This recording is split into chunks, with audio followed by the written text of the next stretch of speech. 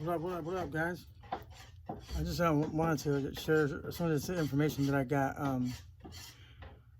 This is about a little bit more about the Biggie case, actually, and it's the audio you're about to hear is from the deposition of Kevin Boagni that Don Sokorski did with the dossier, and I think it's something you should hear because I haven't heard anyone play this at all for anybody since this case with Tupac came up.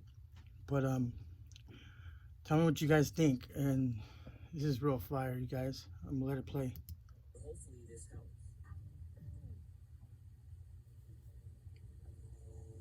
I knew I had something that no one to date had when it came to the investigation and information about the murder of Biggie. Phil Carson was talking, and I had the unredacted FBI files of his investigation. Inside these files were a list of informants that held vital information about who killed Biggie and also who covered it up and why. These people were not names that anyone had heard from. They weren't interview subjects in any documentary on Netflix. And in the telling of this story so many times, these informants actually held information that LAPD's robbery homicide investigators could have used. Not only did these investigators not pursue these leads, they went as far as obstructing justice to try and silence many of these people I would talk to. One of the informants in the file was Kenneth Boagni. I wrote him a letter in jail at Calipatria State Prison, and he agreed to talk to me. And I want to make one thing clear. I did not pay Kenneth Boagni any money for this information or interview.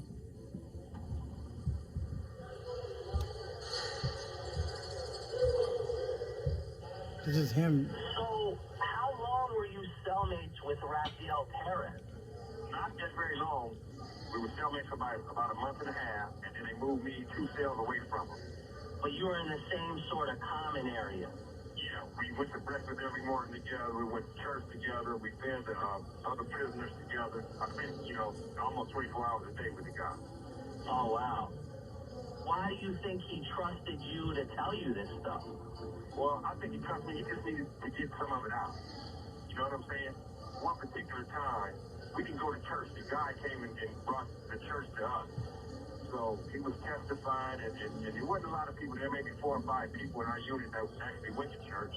And me and Perez at church, we sitting at the desk together, and we started singing that song, A Wretch Like Me. I once was lost and now found, I can't even think of the song name. And he started crying, And I'm like, wow, I didn't know whether to put my head on his, to give him a hug or what, you know what I'm saying? And he was like, damn, I'm just so tired of, living like this. And, he was very sober. We were doing a lot of drinking, too. We were drinking a lot of homemade alcohol. But you said something before. Kenneth Boagni was an inmate in Calipatria State Prison in Imperial County, California. He was serving a 40 to life sentence under California's 3 strikes law.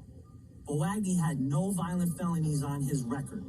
What was interesting about his particular story was Boagni was cellmates with LAPD cop Raphael Perez. Perez was a part of the infamous Rampart Division of the LAPD. Perez and a handful of cops were charged with dealing drugs, planting evidence, shooting witnesses, robbing drug dealers, and sheer mayhem. All right, you guys, that's just the introduction. I got another piece right here. It's about maybe 4 minutes. Listen to this. Over the course of 6 months, Boagni would call me from jail with information he had tried to give to the LAPD and the FBI. I tried my best to get him to trust me, for him to give me the information and other leads I could pursue. You said something before that they had to rob the bank to pay Amir Muhammad because Suge backed out on paying Amir? Yeah. In the above recording, I referenced a conversation I had with him prior. The bank robbery being discussed was planned and executed by LAPD officer D.Mack and a few cohorts who were never caught. It has been speculated that Raphael Perez was a part of that heist. D.Mack would never talk to LAPD investigators, and the money that was stolen, which was close to $800,000, was never found, ever. I guess Suge was locked up. When Reggie Wright came to everybody and got the information from Dave Kidder and all that stuff about what they needed to be done, the night Biggie was killed, and Perez went that morning and verified his body at the morgue and all that stuff. But they were also supposed to kill Sean Puppy Cole. You hear that? Perez went over to the following morning to identify the body, that it was Christopher Wallace, the Notorious B.I.G. That fool got balls. Listen again. And verified his body at the morgue and all that stuff. But they was also supposed to kill Sean Puppy Cole. And they didn't get it done. You know, Gaines was supposed to cut both of them off. Gaines. The officer Gaines. A lot of people don't know that the Gaines was seriously involved in this. Deep.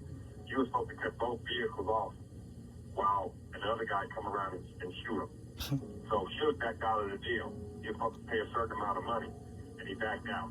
So that's why Mack and Perez used the bank job in order to pay Amir, because he was going to go after them. It should be hired Amir. Perez and Mack got him to do the job. Yep. There's a second part. And they were scared of Amir Muhammad because Amir was a contract killer.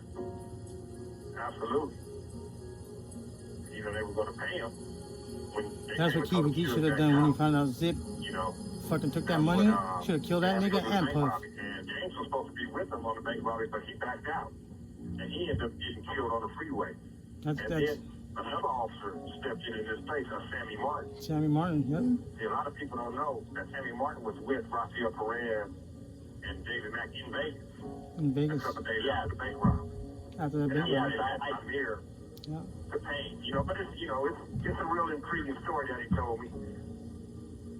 It's just so hard to trust people that will put the information out there the way I said, because I don't need my words to be twisted. Because I had so many people gunning for me, trying to discredit me and all that, and I can only tell you what this guy told me.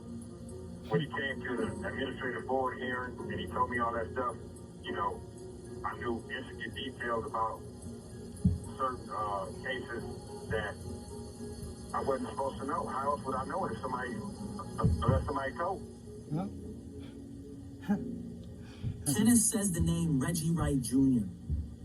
And in this story, he might be the key to everything. He is. Reggie isn't in jail. He even has his own podcast called The Gangster Chronicle. And many people believe that his freedom is based on the fact that he is a government informant. Reggie Wright Jr. was a former Compton Police Department member. Suge Knight hired him as his head of security. It is Reggie Wright Jr. who hired other police officers to become security for Death Row Records. The other names that Kenneth mentioned on the call were LAPD officers Sammy Martin, Kevin Gaines, and the notorious David Kenner, who was Suge Knight's fixer and lawyer. See, what you have to realize, and what is important, is that when Biggie was killed, his death was at the forefront of police corruption inside the city of Los Angeles. The LAPD was rotten at its core. What is crazy is when you look at the timeline of events, 3 major crimes transpired in less than a year, all relating to crooked cops inside the Rampart Division and connected to the killing of Biggie. I was on the maximum security prison yard, and I had a 40 to life sentence. I had no intention of even saying anything about any of this at all. It just wasn't on my radar until they came and found me. I didn't go out seeking them. They came and found me. They wanted to know what Perez told them. They didn't. Over the course of 6... Okay, I'm gonna let you guys hear a little bit more. It's about 2 minutes. It's about Raphael Perez and what he did to Boagni while they're in prison. Listen to this. Told them they didn't want to use it. They asked if I want to testify at trial. I told them no. I wouldn't testify at no trial. I'm not trying to send nobody to prison. I just think Mrs. Wallace had the right to know that the LAPD State Department killing her son. You know, that was my whole reason for doing it. You know, I have a brother that's Los Angeles County Sheriff. You know, and it all started with me testifying for the Los Angeles Police Department at the administrative board hearing on some of the people Perez was lying on. I don't want to twist your words. I just want to hear your story and let the general public hear your story and make their assessment. Okay. And I guess my last question to you is, you feel Raphael was carrying this weight on his shoulders and was just tired, and that's why he decided to talk to you? Absolutely. Absolutely. You know, he needed somebody that he connected with. I guess me and him had a connection, you know, but we just, we hit it off. Everybody knew Raphael Perez as a police officer. I knew him as a guy, as a criminal. I didn't know him as a police officer. I knew him as a wannabe kind of like gang member to me. He can be real personable. He can be real intelligent when he want to be. When no one's watching him, that's when I knew him. You know, I was there with him. You know, they interviewed him for 70 hours. I was with him and talked to him every day for 8 months. Wow. And do you think at a certain point in your conversations that he finally was at peace with what he did, or is that going to haunt him for the rest of his life?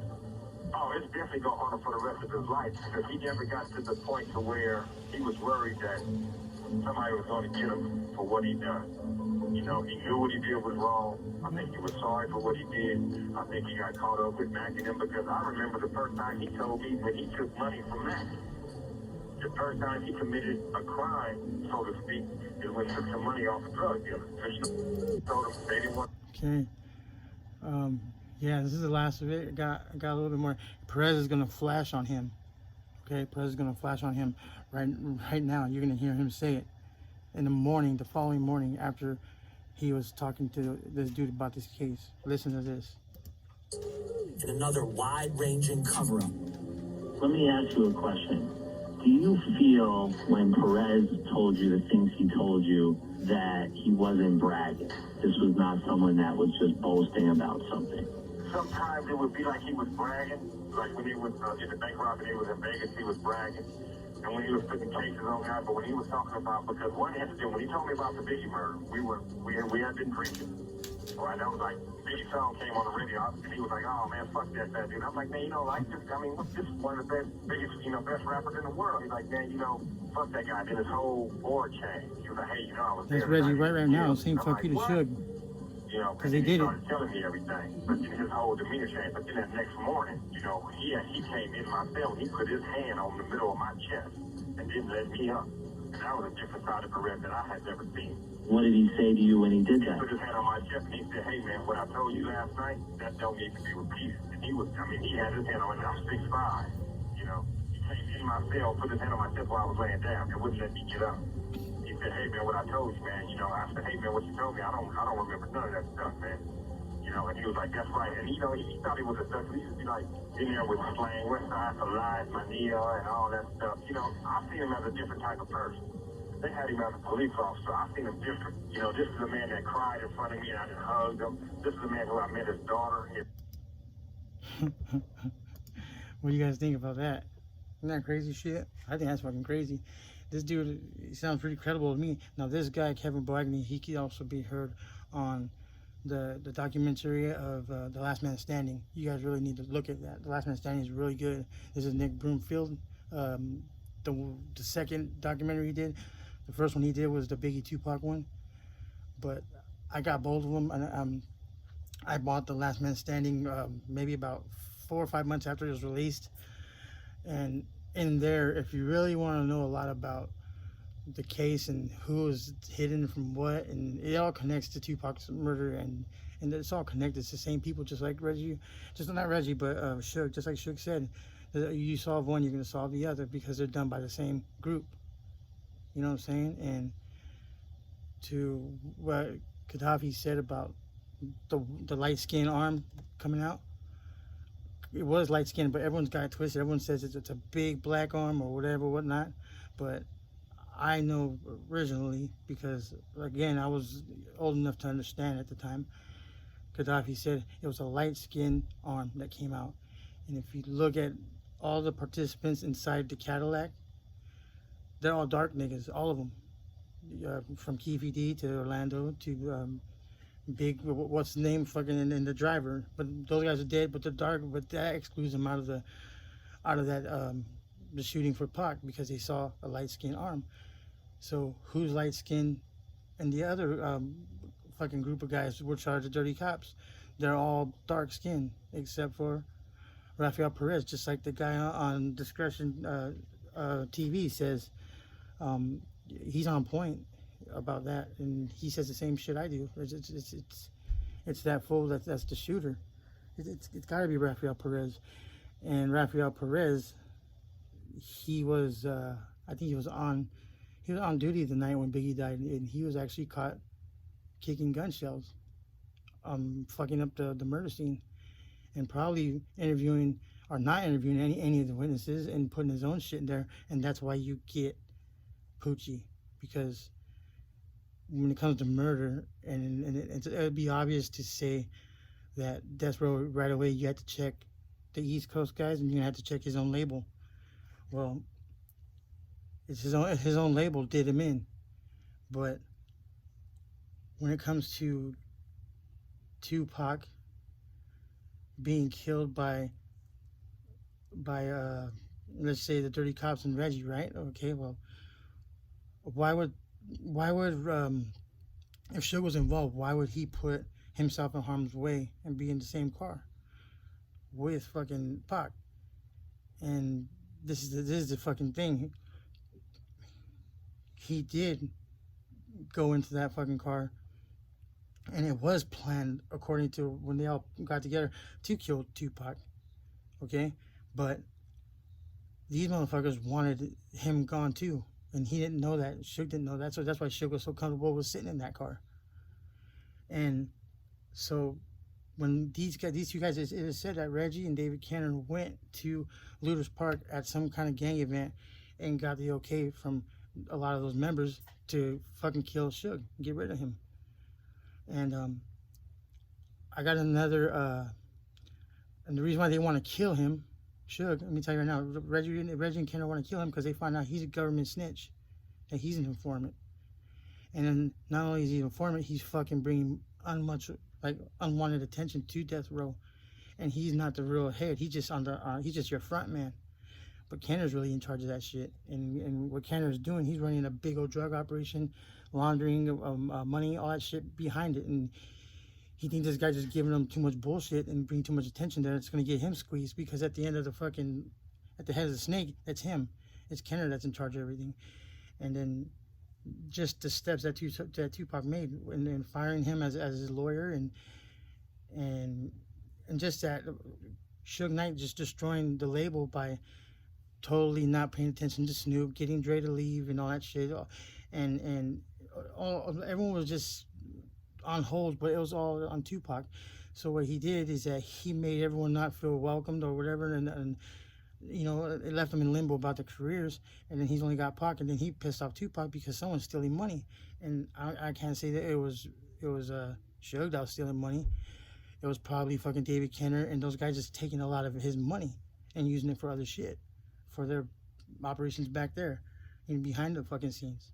But what they did when they went to Looters Park, they went to get that okay.